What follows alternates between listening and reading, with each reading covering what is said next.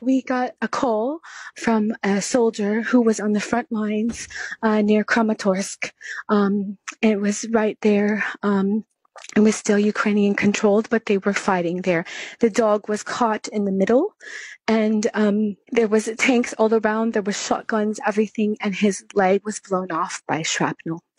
And the soldier reached out to us and asked if we could help. And you've been able to bring Barsik to the US, is that right? He was in danger. There was a soldier who actually took Barsik off the battlefield. Can you imagine? There was a tank strike. His leg was blown off by a Grad rocket missile. And a soldier took him off the battlefield. And the only place they could take him was a regular doctor, not even a veterinarian. And they saved him because there was no bones left in the leg.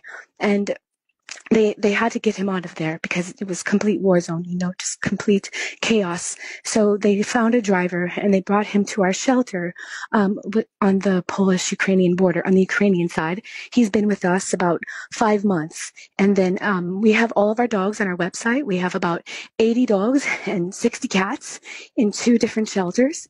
And a woman from the U.S. reached out to us and wanted to adopt Barsik. So that's when we arranged the flight to the U.S. and he arrived on Saturday. Right. And we just want to play a little bit of audio that you guys put up on social media from one of the moments, really, when Barsik arrived in the U.S.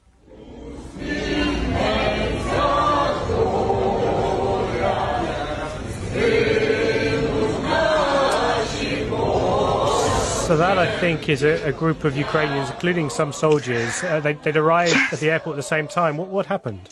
It was absolutely incredible. It was a complete coincidence. We had no idea. They had no idea that Barsik was arriving. We had no idea that those soldiers were arriving at the same time. And at this exact same time that our flight volunteer came out with Barsik, some soldiers with amputated limbs were coming out at the same time and being met by a nonprofit in the U.S.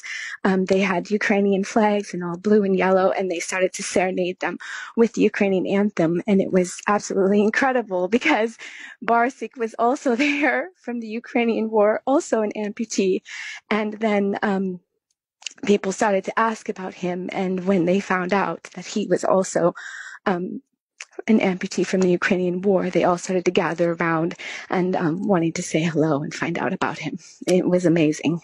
And how is Barsik settling into his new home? I imagine it's a change anyway, but also after his traumatic experiences, he may have a difficult few months ahead. Yes, well, actually, Barsik is settling in very well. We think that Barsik was probably a pet, which is really sad.